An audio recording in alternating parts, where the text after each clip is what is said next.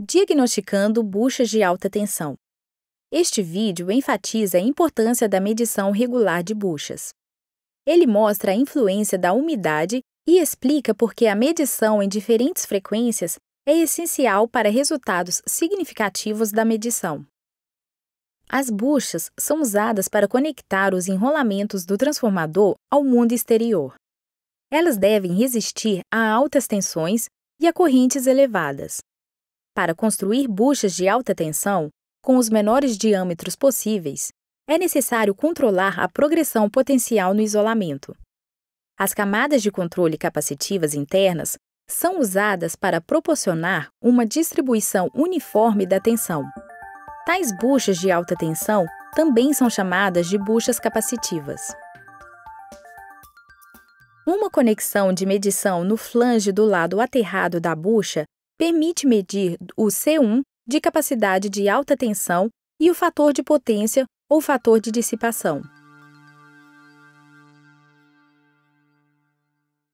É com isso que os taps típicos de medição de buchas de alta tensão se parecem.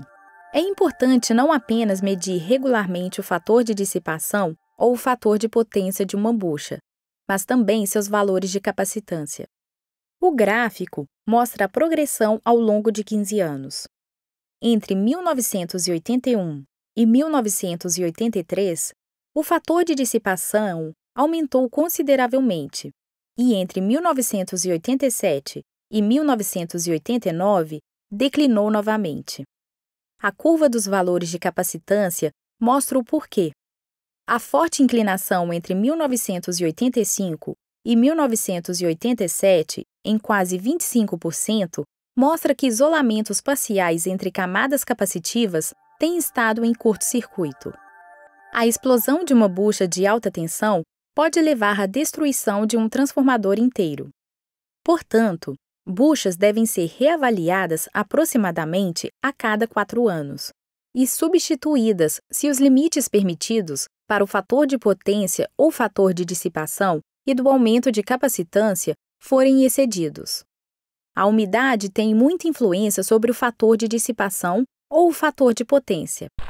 Esta bucha de 220 kV, impregnada em resina, foi armazenada ao ar livre, sem quaisquer medidas de proteção. A parte ativa não descansou selada em óleo, como seria o caso em um transformador. Imediatamente após a sua remoção do transformador, esta curva foi registrada. 3 meses mais tarde, foi realizada outra medição. O mínimo é visível agora e o nível é, em geral, mais elevado.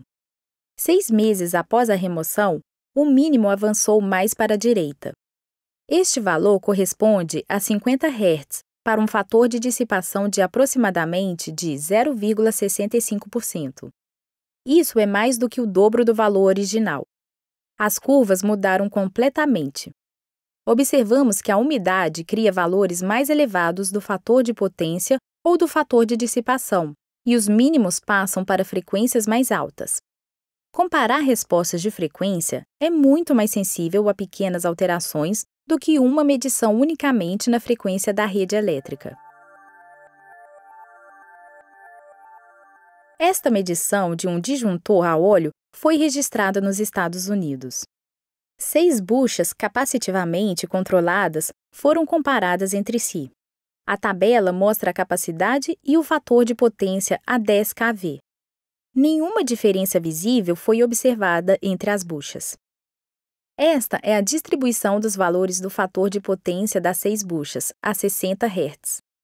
Os valores aproximam-se uns dos outros.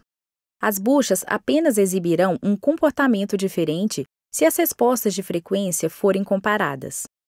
A melhor bucha é a de número 6. O mínimo não é visível. Com a bucha 1, o mínimo já é visível. Com a bucha 5, o mínimo é de quase 80 Hz e o fator de potência é consideravelmente maior. Enquanto todas as buchas estão em ordem e sem o perigo de uma falha dielétrica, diferenças distintas são visíveis, muito mais do que seria a 60 Hz.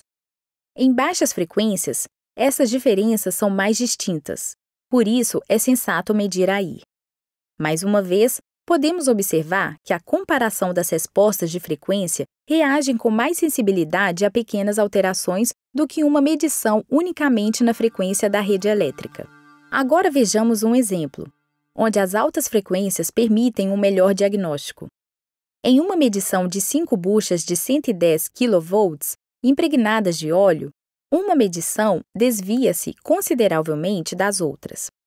Em pequenas frequências, as curvas não se distanciam umas das outras, mas em frequências mais elevadas, estão extremamente distantes. Aqui, o fator de dissipação ou o fator de potência aumenta quase que linearmente com a frequência. Este comportamento é semelhante a de um circuito em série equivalente. Isto indica que o TAP de medição e a camada de alta tensão estão mal conectados. A segunda medição, em 2, 4, 8, 10 e 12 kV, verifica esse resultado. O fator de dissipação, ou o fator de potência da bucha 2 volts, torna-se menor para altas tensões, já que a resistência ôhmica de um mau contato diminui com tensões mais elevadas. Esta é uma situação muito perigosa, já que uma grande quantidade de calor pode se acumular no local e ocasionar descargas disruptivas.